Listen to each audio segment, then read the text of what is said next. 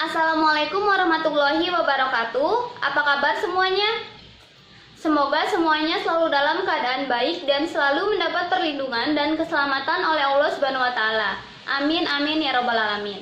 Serta jangan lupa untuk selalu mencuci tangan, jaga jarak, dan tetap di rumah saja apabila tidak ada keperluan yang mendesak yang mengharuskan kita keluar rumah.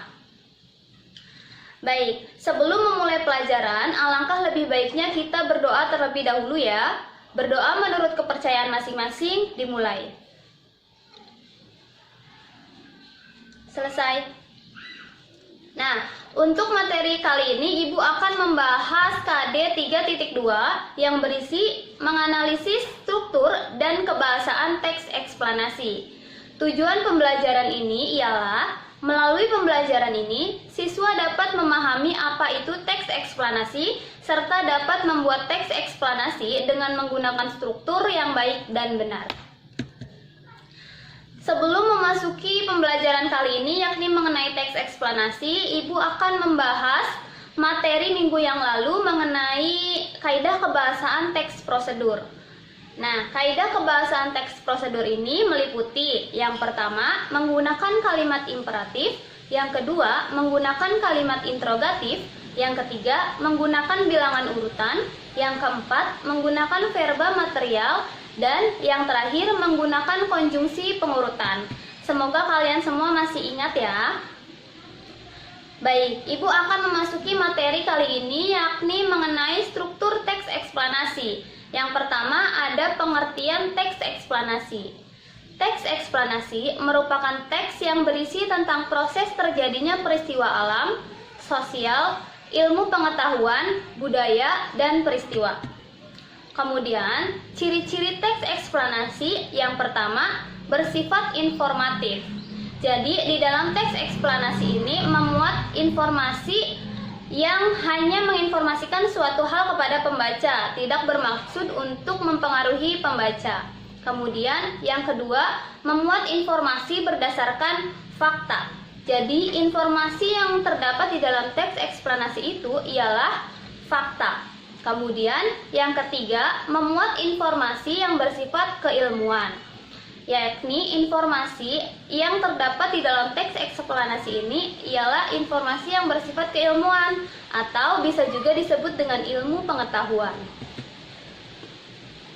Kemudian, ada juga jenis-jenis teks eksplanasi. Teks eksplanasi dibagi menjadi 4 jenis. Yang pertama, teks eksplanasi berurutan atau bisa juga disebut dengan sekuensial. Pada teks eksplanasi ini menjelaskan mengenai rincian atau tahapan suatu fenomena. Misalnya, teks eksplanasi mengenai bagaimana proses terjadinya gempa bumi. Yang kedua, ada teks eksplanasi dasar atau faktorial. Pada teks eksplanasi ini menjelaskan efek dan hasil suatu proses. Misalnya, teks eksplanasi mengenai dampak hidup sehat. Kemudian yang ketiga, teks eksplanasi teoritis, yakni menjelaskan spekulasi yang mungkin terjadi di balik fenomena alam. Misalnya,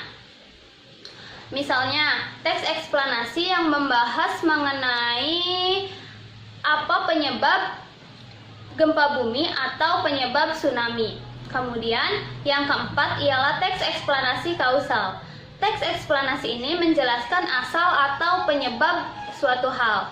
Misalnya, teks eksplanasi mengenai bagaimana asal atau penyebab nenek moyang Indonesia bisa masuk ke Indonesia.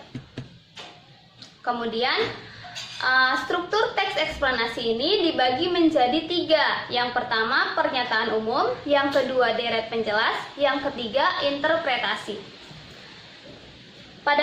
Pada pernyataan umum berisi tentang suatu topik yang akan dijelaskan proses keberadaannya, proses terjadinya, atau proses terbentuknya sesuatu. Jadi pada pernyataan umum ini dijelaskan pernyataan singkat mengenai topik yang akan dibahas. Kemudian bagian yang kedua adalah deret penjelas. Pada bagian ini berisi tentang detail penjelasan proses keberadaan atau proses terjadinya suatu peristiwa yang disajikan secara bertahap. Nah, pada bagian deret penjelas ini berisi penjelasan atau fakta yang berdasarkan dengan topik yang sedang dibahas. Kemudian yang ketiga, interpretasi, berisi tentang kesimpulan atau pernyataan tentang topik yang telah dijelaskan. Di sini Ibu sudah menyiapkan teks eksplanasi yang berjudul Masalah Banjir di Jakarta. Silakan kalian baca terlebih dahulu. Setelah itu kita akan menganalisis struktur pembangunnya bersama-sama.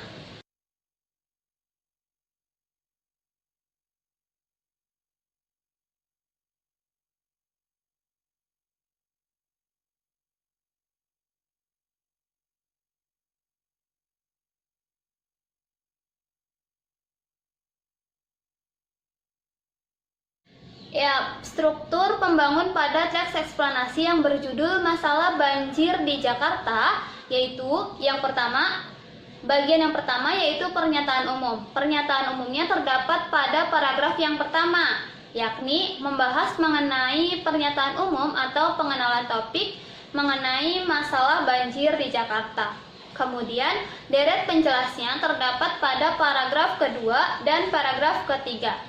Paragraf kedua dan ketiga ini menjelaskan mengenai penyebab banjir di Jakarta serta cara-cara mencegah banjir di Jakarta. Kemudian, interpretasinya terdapat pada paragraf terakhir, yakni paragraf keempat. Paragraf keempat ini menjelaskan mengenai cara masyarakat untuk mencegah banjir, yakni harus berkoordinasi dengan baik untuk menghindarkan Jakarta dari banjir.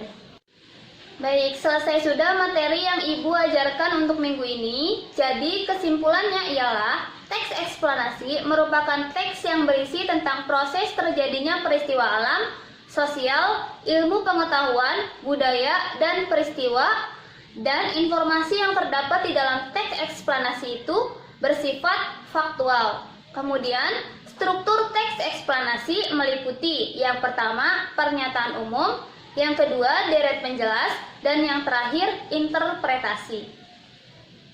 Baik, Ibu akhiri pertemuan kali ini. Kurang lebihnya Ibu mohon maaf. Wabillahi taufik wal hidayah. Wassalamualaikum warahmatullahi wabarakatuh.